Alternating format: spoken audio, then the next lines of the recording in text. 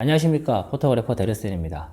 제가 사진을 처음 시작할 때 카메라를 처음 꽂고 사진을 찍어 봤었는데 그 DSLR이 가지고 있는 아웃포커싱이 매료가 돼가지고 사진을 계속 하게 됐던 것 같아요. 그래서 지금 이제 어떻게 보면 상업 사진가로 활동을 하고 있고, 그런데 착각을 하게 됐어요. 제가 사진에 소질이 있구나, 뭐 그런 착각을 하게 됐는데 그건 나쁜 건 아니죠. 어떻게 보면 그걸로 사진이 계속 이어나가게 되고, 그리고 사진이 좀 더 발전할 수 있는 그런 발판을 마련해 주기도 하니까, 흥미를 느끼니까. 이제 강연이나 뭐 이런 데 많이 나가다 보면은 많은 분들께서 사진을 찍으실 때 이제 렌즈에 가지고 있는 조리개 값을 모두 활용을 제대로 하지 못하는 경우가 있어요. 그래서 제가 오늘은 그 부분에 대해서 좀 말씀을 드릴 건데, 지금 제가 가지고 있는 렌즈가 이제 카메라는 풀프레임 카메라고요. 렌즈가 이제 58mm 1.4 렌즈입니다. 이제 조리개 1.4까지 개방이 되는 렌즈잖아요. 조리개가 개방이 된다는 것은 그만큼 아웃포커싱이 상당히 잘 된다는 뜻인데, 이제 일반적인 상황에서 많은 분들께서 그냥 조리개 1.4를 듣고 촬영하고, 나쁜 건 절대로 아닙니다. 그리고 풍경 사진을 찍는다 라고 하면은 이제 뭐 7.1 아니면 8.0 조리개 11 이 정도로 놓고 촬영을 하고요. 그리고 뭐 장노출을 찍겠다, 뭐 ND 필터를 쓴다, 아니면 망원 렌즈로 조명을 써가지고 촬영을 한다라고 하면은 뭐 조리개 16 이상 조일 수도 있는 부분이 있고요. 평면적인 피사체를 이렇게 좀 디테일하게 질감이 잘 살아나는 사진을 찍겠다라고 하면 조리개 5.6. 사실 요거는 어느 정도 사진을 좀 공부를 하신 분이 알 수 있는 부분이죠. 근데 이제 조리개를 조절할 수 있는 그 범위는 그보다 훨씬 더 많죠, 실제로. 그래서 오늘은 그 부분에 대해서 조금 이야기를 해볼까 합니다. 지금 여기 테이블에 뭐 찻잔도 있고, 그 다음에 신문도 있고, 뭐 많은 것들이 산재해 있습니다.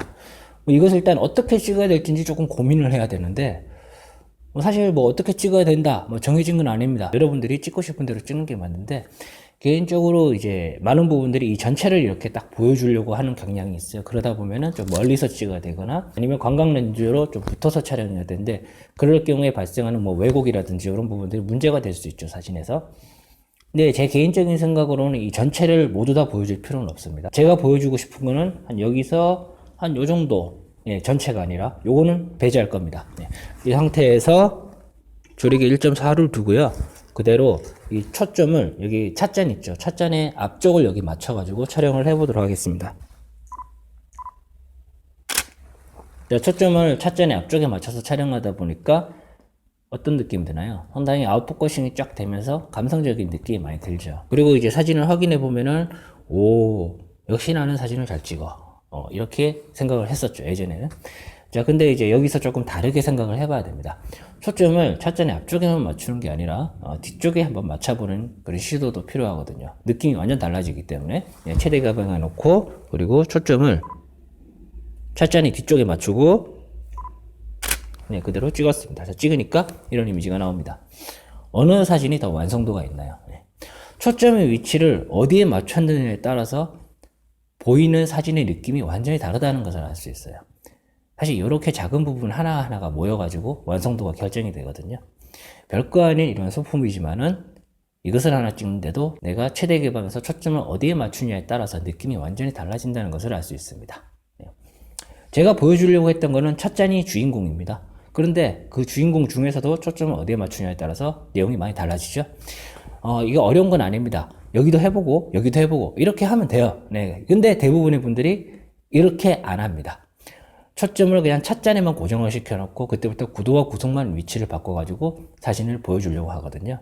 근데 그렇게 하는 것이 아니라 초점 위치를 좀 바꿔볼 필요도 있다. 자, 그리고 이제 여기서 한 단계 더 나아갈 필요가 있습니다, 우리는. 이렇게 하는 것이 아니라 아까 전에 말씀드린 것처럼 우리가 한정된 조리개값, 혼자에서 많이 나오는 그런 고정적인 조리개값을 쓰는 것이 아니라, 여기서 저는 조리개를 2.2로 바꿔보겠습니다. 2.2로 바꾸고요. 그 다음에 당연히 셔터 스피드는 떨어져야 되겠죠. 셔터 스피드 100분의 1초로 떨궜습니다. 제가 이렇게 한 상태에서 초점의 위치를 이 찻잔 먼 쪽에 초점을 맞추고 한번 촬영을 해보도록 하겠습니다. 어떤 느낌이 나는지. 자, 찍으니까 이런 느낌이 납니다. 확실히 주인공이 딱 어느 정도 선명하게 균형을 잡고 있고, 중심을 잡고 있고, 나머지 부분들이 자연스럽게 흐려지면서 사진이 어떻게 보면 완성도가 이전에 찍었던 사진들보다는 확실히 완성도가 올라갔다는 것을 알 수 있어요. 조리개를 조여줌으로써 약간만 조였음에도 불구하고 이제 전체적으로 초점이 맞아 들어가는 깊이 자체가 깊어지게 되고, 그리고 해상력도 좋아지게 되죠.